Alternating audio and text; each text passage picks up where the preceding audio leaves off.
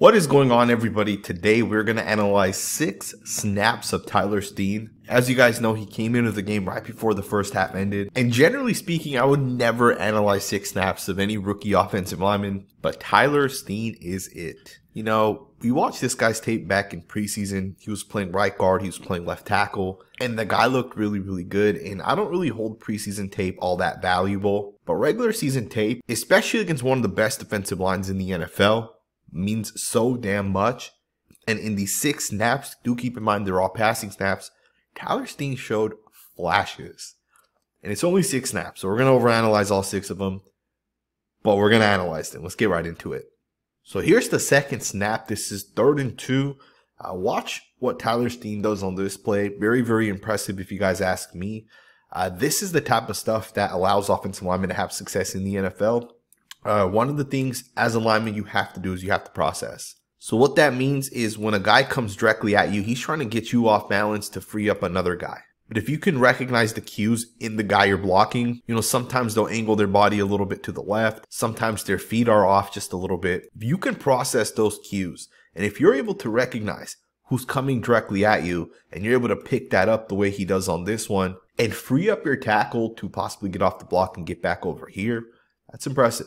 Now, I know the quarterback technically threw the ball out, and there was no pressure on the quarterback on this one. And I know some people are going to say, so it doesn't really matter, but you'll see in the next 4 plays why it matters, because there's a handful of plays in which he does the same exact thing. Now, I also want to state this before we get into the 3rd play.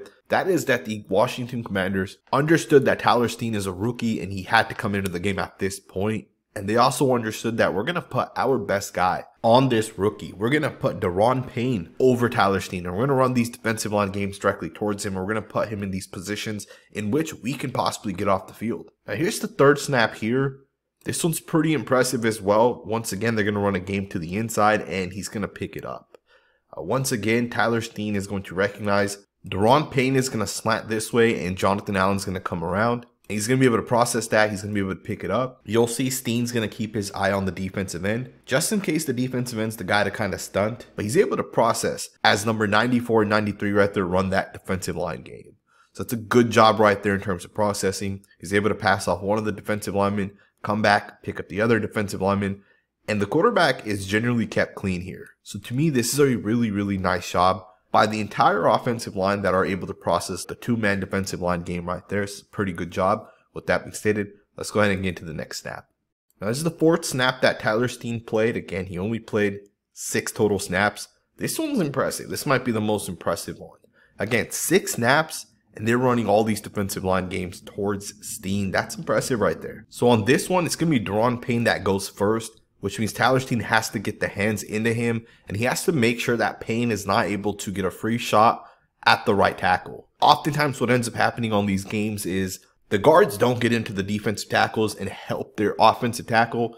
On the other end, if a defensive end is going first, the offensive tackle doesn't fully help the offensive guard. They don't get their hands in those defensive linemen. In this instance, that's not going to happen. Steen's going to get his hands directly into Payne, and he's going to push this guy right there. That push makes sure that Daron Payne does not get a free shot to the shoulder here of Lane Johnson, which could ultimately get Lane Johnson off balance and ultimately give Payne the inside leverage and possibly a hit to the quarterback. So this is a really nice job to get the hands, to push, to come back around and get back over here to Montez Sweat and shut him down as well. Again, I find it kind of interesting that as soon as Tyler Steen came into the game, the Commanders ran a lot of defensive line games towards his side. Now, I'm not sure if this is a 2-minute drill, 2-minute offense, so they're trying to generate a little bit of pressure. That could be true as well, but I still find it impressive that Tyler Steen was able to come in and really shut this down. Check this one out. Watch Daron Payne try to get past the right guard here, and the right guard straight up just shuts him down. And you can see Payne gets a little frustrated there. He takes a swipe right at the head of Steen. Should have been a penalty. Doesn't really matter. It's a gain of 18 yards regardless. But that's a nice job right there once again, right? Steen's going to get the hands right into Payne. He's going to shut him down. Now, the center is technically right there to double, which I guess is a smart thing to do. When you have Lane Johnson, Landon Dickerson, and Jordan Mailata as the other offensive linemen, it makes sense to help the rookie. But it's still interesting because we saw Tyler Steen back in preseason. And again, I don't hold preseason tape to that much weight, but Tyler Steen looked very impressive. Like, he was clearly the best offensive lineman for the Eagles during preseason. And generally speaking, he was the best offensive player for the Eagles, in my opinion, during the preseason. And you can even make the argument and take it a step further. He was one of the best players on the field anytime he was on the field. The guy was very, very dominant back in preseason. And it's crazy to think this because Cam Jurgens is a really good right guard as well. Tyler Steen is also a really good right guard. And it almost makes sense that as Kelce starts to get to that time where he retires, I don't know if it's going to be this year or next year if he wants to continue to play, but the Eagles' offensive line is going to be very, very good as the Eagles do move on from Kelce. I think Cam Jurgens is going to fit right in at the center position.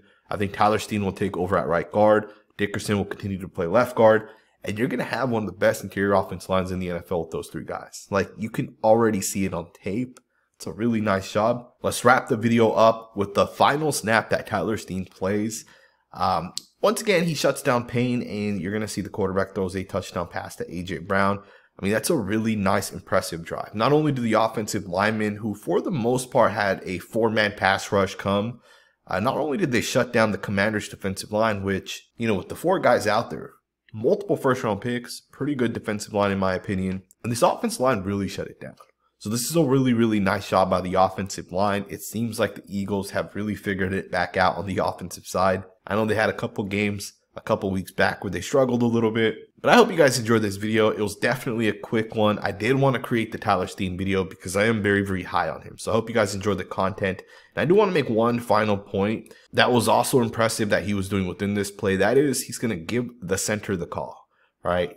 He's going to give him the left little tap right there. I know it's not a big deal, but do understand, you know, him looking back at the quarterback, he doesn't know what's happening right now with the defensive line. Like, did number 94 take a step out towards the left? Is 94 jumping over here into the one technique? Because he's looking back at the quarterback, he's going to give the tap, and the ball's going to get snapped within a second after he gives that tap. So just another, you know, thing to kind of keep in mind. Not a big deal. Only 6 snaps. Of course, this is the kind of stuff we do on this channel. So if you guys enjoy it, subscribe, and I'll see you guys next time with another video.